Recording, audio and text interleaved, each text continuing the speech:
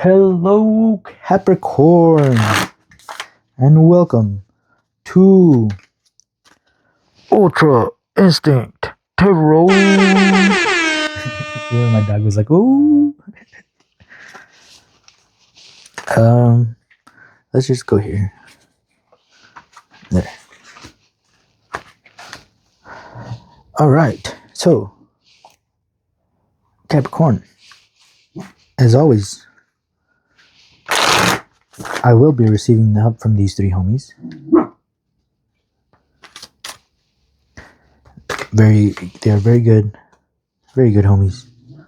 10 and 10. Would recommend.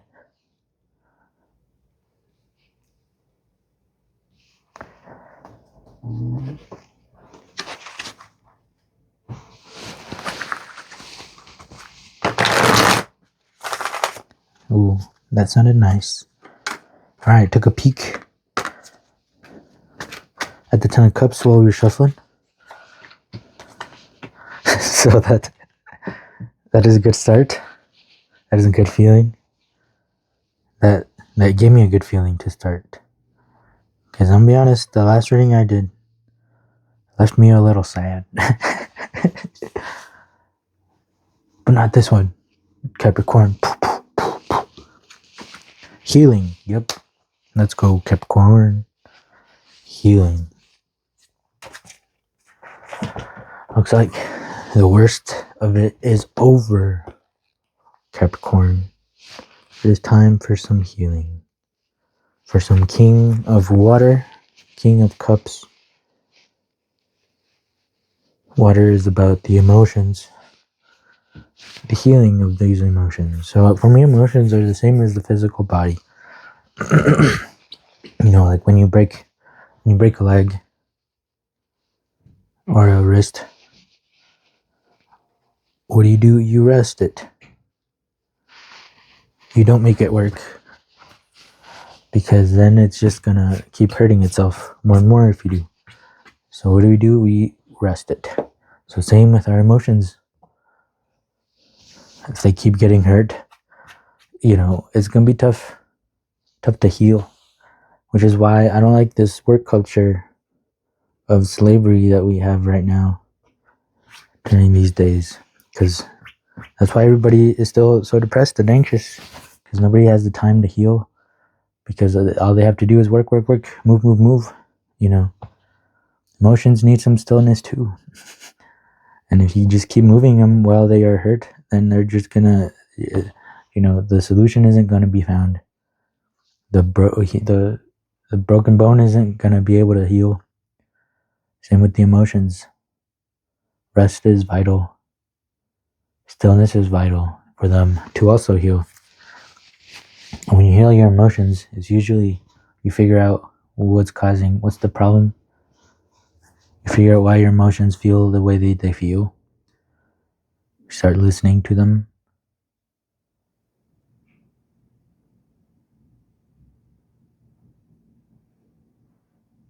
So what are your emotions telling you right now? Where is it that you need to be healed?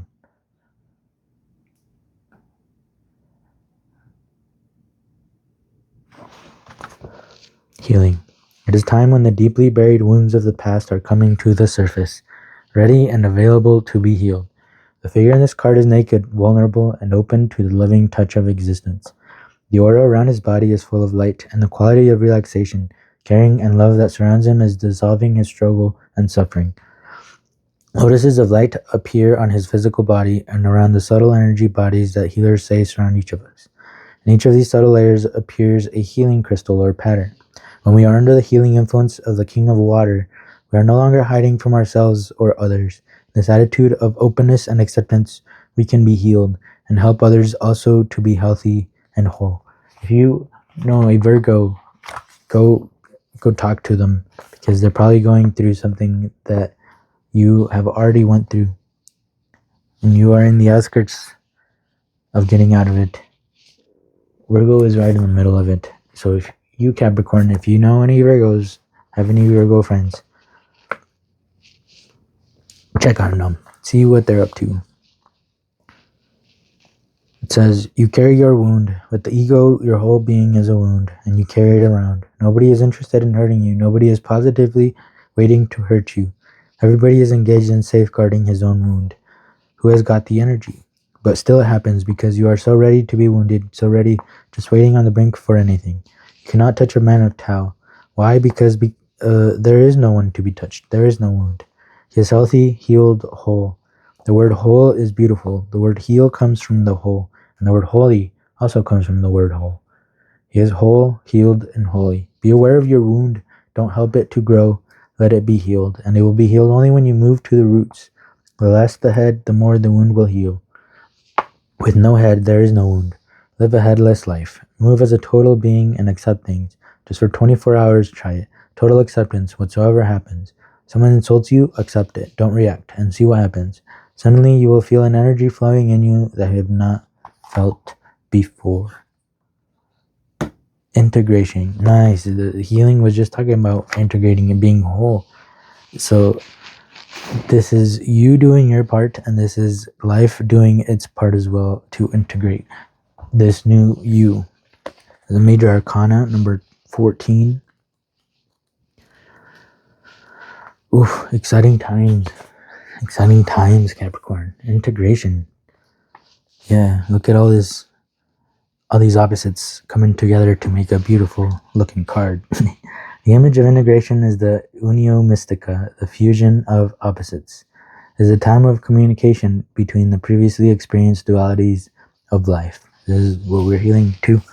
Rather than night opposing day, dark suppressing light, you versus me, they work together to create a unified whole, the yin yang. There's dark in the light and light in the dark, and without the other, we wouldn't be able to tell which is which. They work together to create a unified whole, turning endlessly one into the other, each containing in its deepest core the seed of the opposite. The eagle and the swan are both beings of flight and majesty. The eagle is the embodiment of power and aloneness. The swan is the embodiment of space and purity, gently floating and diving upon and within the element of the emotions, entirely content. Interesting, we are healing the emotions. Entirely content and complete within her perfection and beauty.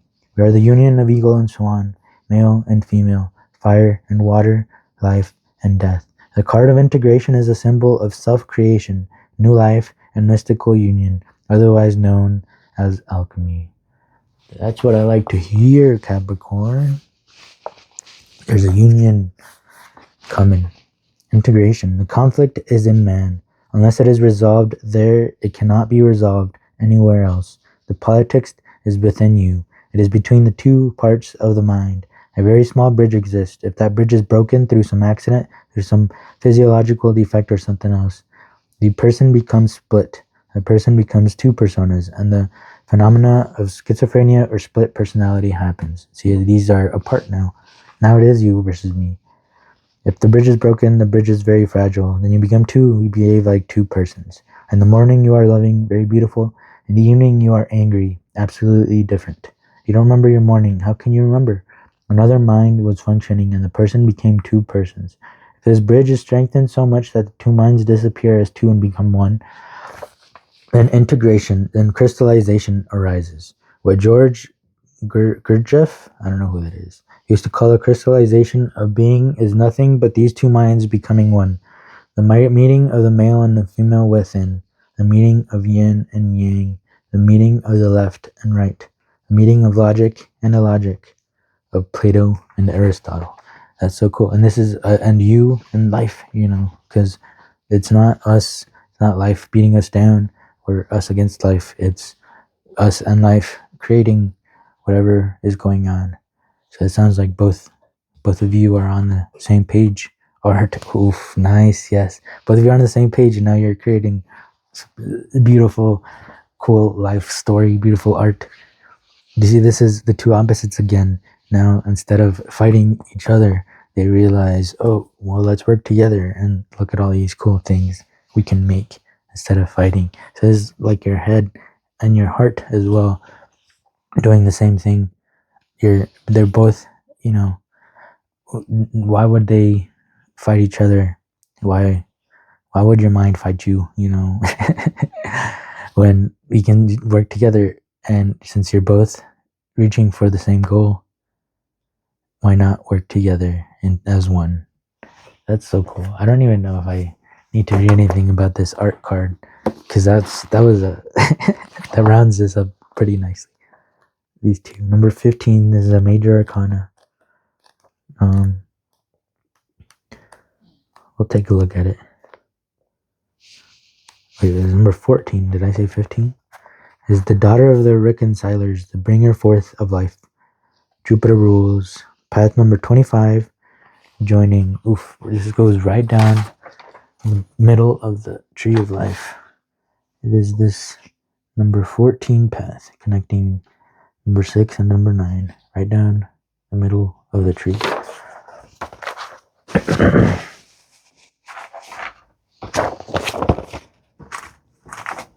Let me get a little bit more organized.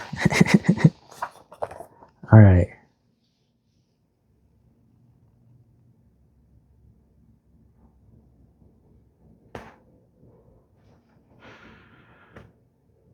I don't want to read all of this.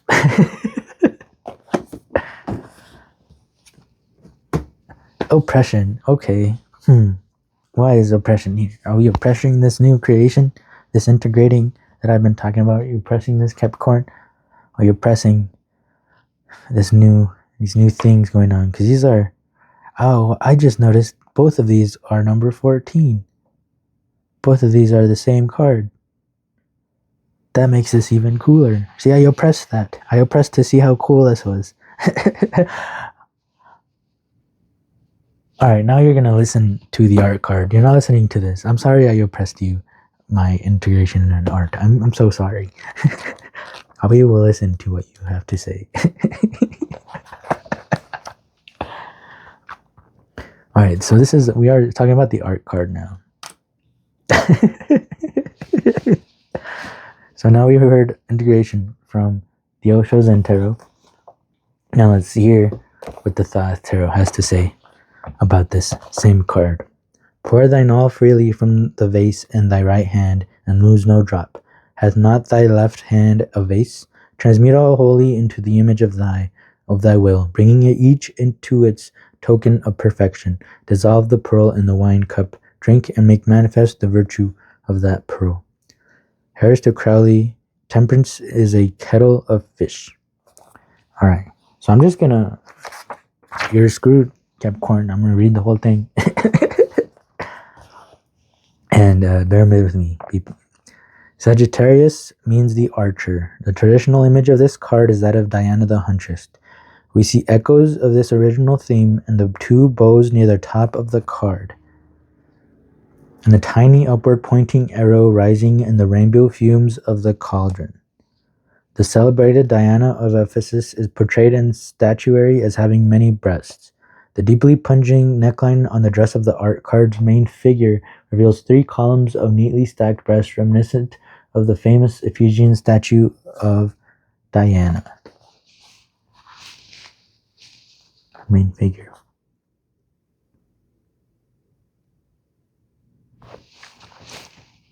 With these exceptions, the Sagittarian imagery is almost completely smothered in alchemical symbolism.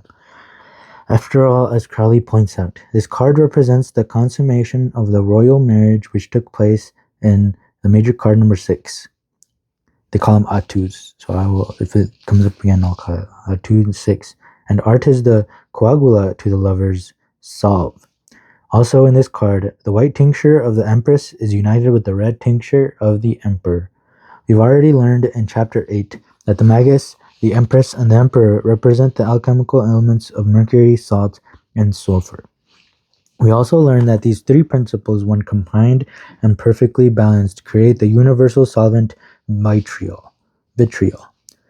What we haven't as yet learned is what to do with our vitriol. Just what are we supposed to dissolve with it? I guess the simplest answer would be to say that vitriol dissolves old life in order to create new life. Cool. Let's look at the art card and see where that new life is going to come from. First of all, notice that the figures in the forefront of the card are positioned before a huge golden egg. This is, of course, the Orphic egg, and everything we see happening in front of the egg is actually the secret work that is being done inside. Shimmering around the egg. I hope you can see it well enough.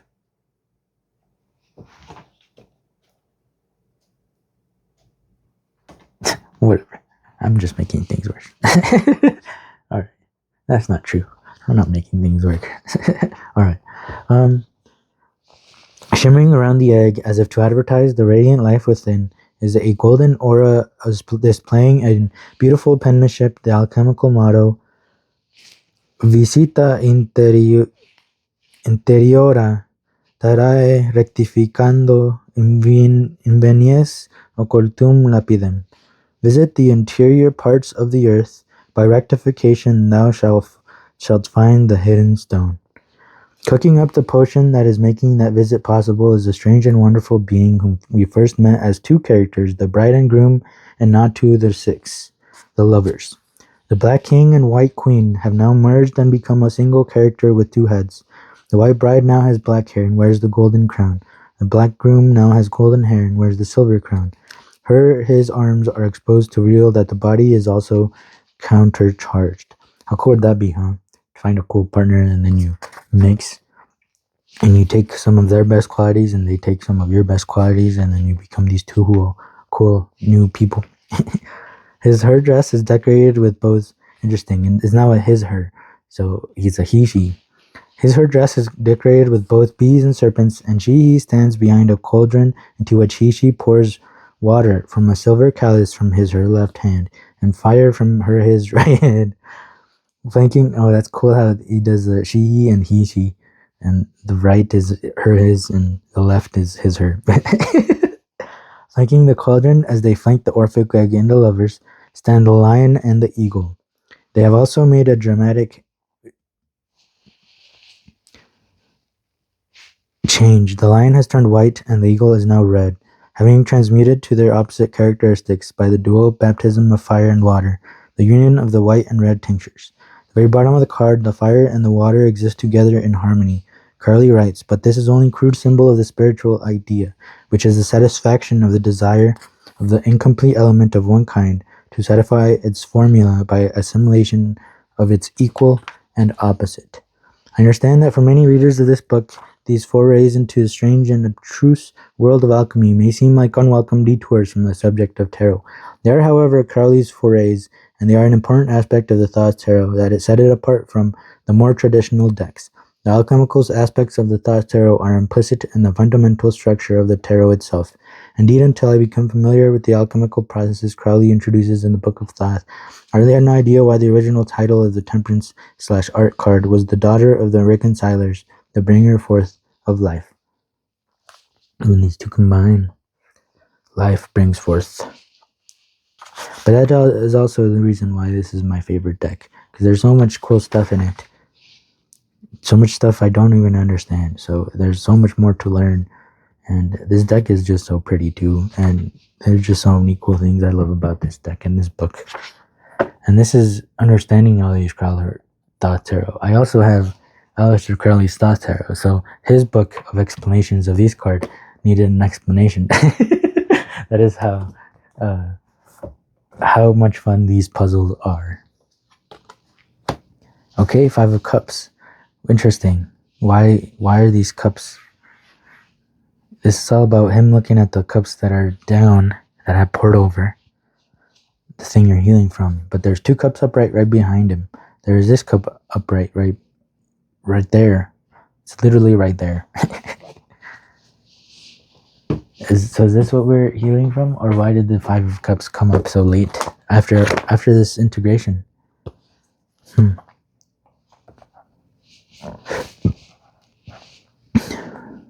Is it because emotionally it feels lonely again? Because we're back to one? Why? Five of Cups. Loss, pessimism, despair, disappointment, grief, regret. See, I guess these would lose parts of themselves, but it only fills them with the best of the other one, right? I don't know.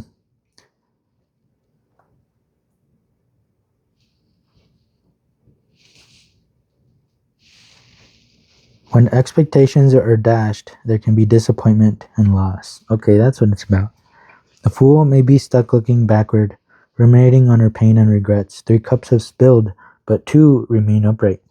This means that the situation, though painful, can be salvaged. The loss is not as severe as the fool makes it out to be. There's still so much to enjoy. She must leave mistakes behind and look ahead. Are you lost in feelings of despair and sadness? When you experience disappointment, it is time to grieve, but not all is lost. How will you preserve and protect what can be salvaged?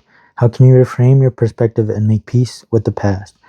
Can you find the comfort and the inspiration you need to move forward? Interesting. So there was 5.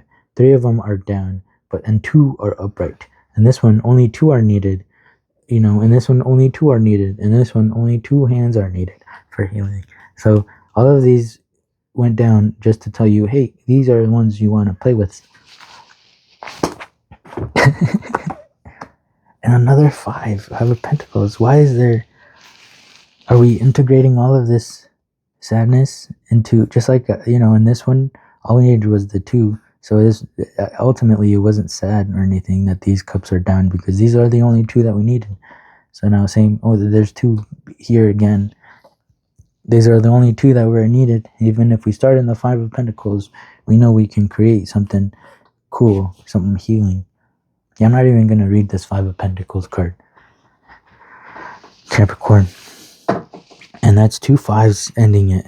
Another here, I can ignore this and say that that's 5. That's 5.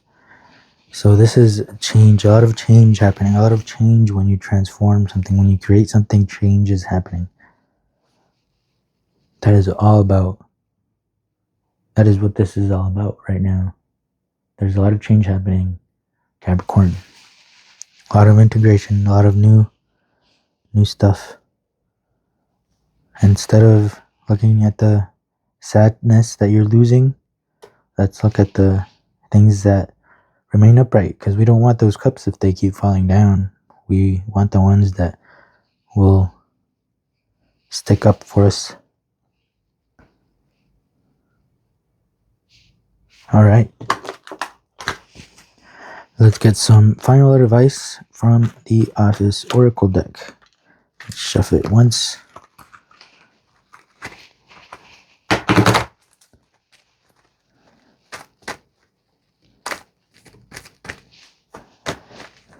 That one, this one, and that one. Okay, 28.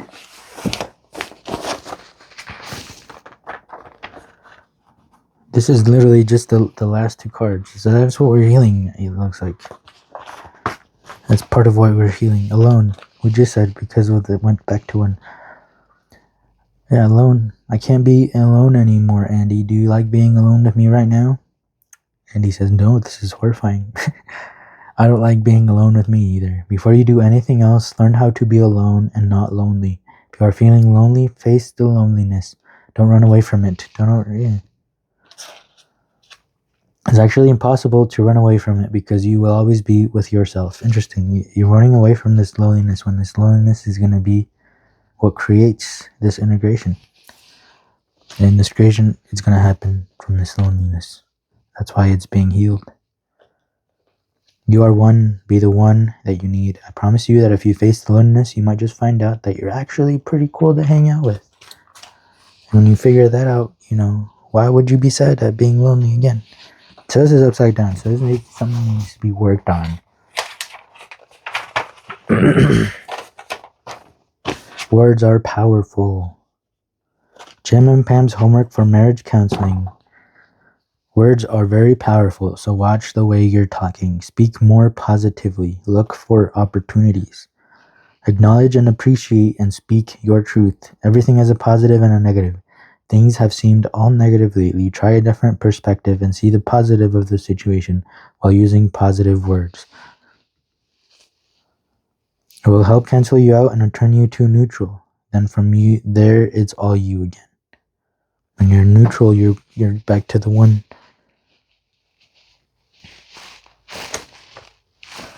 So words are powerful. Watch your words. Watch the way you talk about yourself. Watch the way you talk about other people.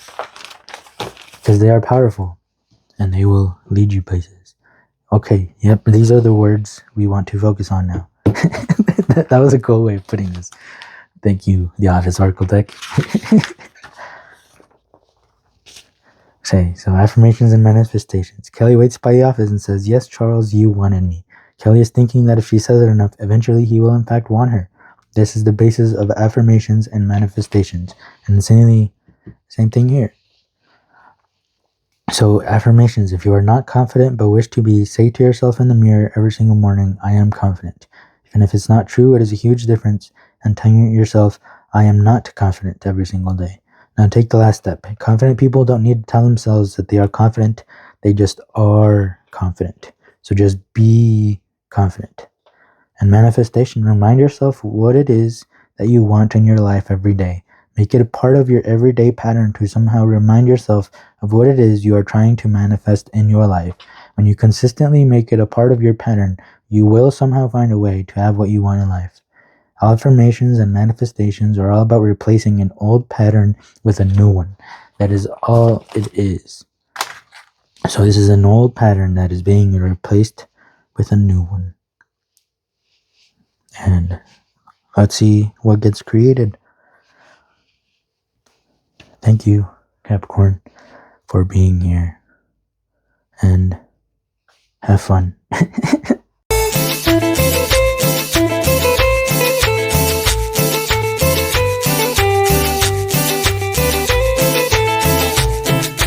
Debo resignarme a que no estés, aunque esté muy triste, ya no lloraré.